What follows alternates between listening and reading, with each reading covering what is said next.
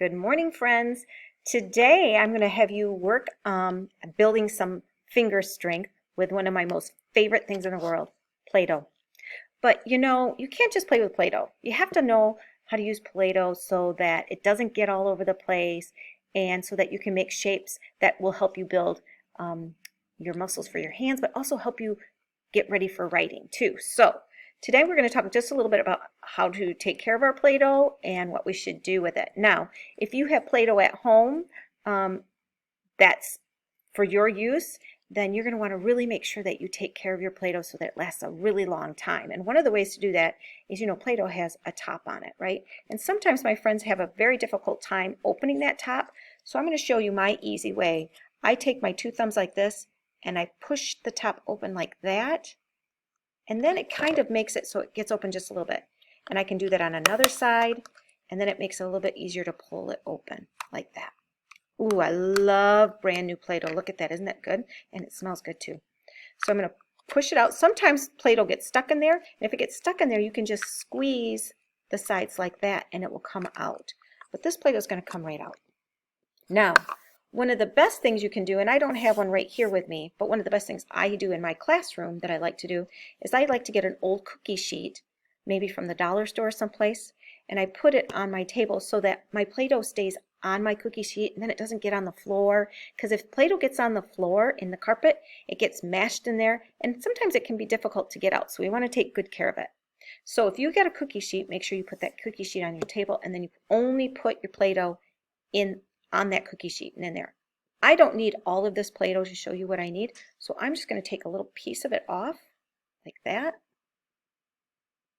and I'm going to put the rest of it in my Play-Doh container, and I'm going to put the top on, and I'm going to make sure it snaps like that because I want it to stay nice and soft. If you don't put the top on tight, it's going to dry out.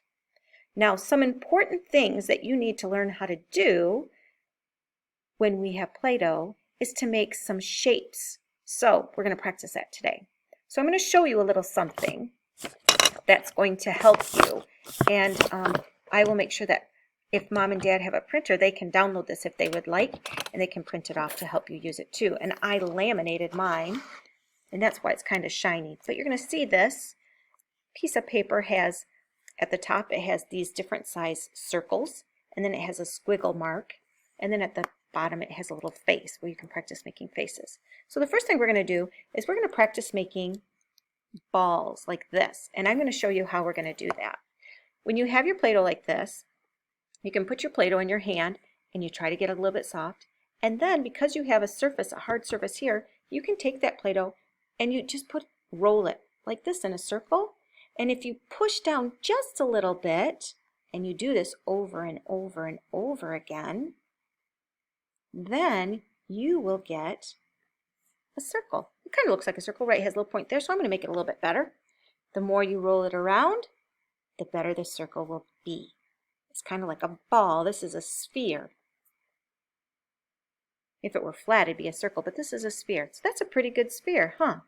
Now, this sphere would go really great in this spot because it's the same size. But you can make spheres to match this one and this one too. All right? So that's one thing. The other thing you can do is make what I like to call a noodle or a Play-Doh snake. And to make a Play-Doh snake, you want to make it kind of long, right? So I start out by putting my hands together like this.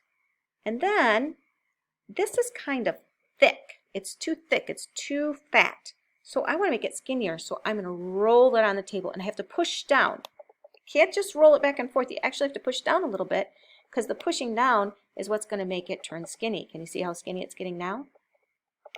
And once you have that snake, I keep pushing it down and rolling it back and forth.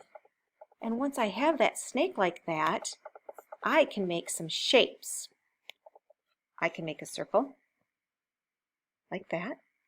I could make a square if I made that line like that, like that. That kind of looks like a rounded square. There we go. There's my square. I could make a triangle. I can make all different kinds of shapes. The other thing I can do is make like this. I don't know if you can see that. Let me see if I can get it so it's not too, there, like there. I can lay it on a line and I can copy that shape too, just like this. But look at that's a little long, so I would snip that part off so it matches. Looks pretty good, right? All right, and then the other thing I can do that practices and it really gives me really good hand strength so I'm a good writer is I can take a pair of Play-Doh scissors. Hey, remember we learned how to use scissors. I can take these Play-Doh scissors, I can put my thumb in the little spot and my 2 fingers in the big spot, put my thumb at the top, and then I can practice cutting Play-Doh. Isn't that crazy? Watch. Snip. Now this is when you really want to have a cookie sheet because then those little snips of Play-Doh don't go flying everywhere, right? This is really good exercise for your hands. And you don't really have to have special Play-Doh scissors. I just happen to have these. You can actually use any kind of kid scissors. Don't use your mom and dad's scissors though because those are kind of expensive. But then I have all these little pieces and watch what I'm going to do next. I have this thing that I got at the Dollar Tree. It's called an extruder. And if I put those pieces in my extruder like that, you see I put the pieces in there? This is the plunger. I'm going to take that part out. I'm going to put them in there like that. And I'm going to push a few of them down, just like that. Then I can take my plunger, and I put my plunger in the end, like this. And you hold it with your 2 index and middle finger, and you take your thumbs like that, and you push, and look, comes out the end. This one's shaped kind of like a flower on the end. I think like a flower. Pretty cool, huh? And then I can cut it off. So there's lots of great things that you can do with Play-Doh. Play-Doh that's going to help you build your muscles. Just playing with it is great. Now, here's the thing I want to talk to you about. I have all these different colors of Play-Doh, right? Which one of these do you think this goes back into? Yep, you're right. It goes back into the green one. Because I like my Play-Doh to stay one color so that when I'm making things later, I have all green in this one, all yellow in this one, orange, and then pink. If you're someone who likes to mix your Play-Doh and you're at your house, that's fine.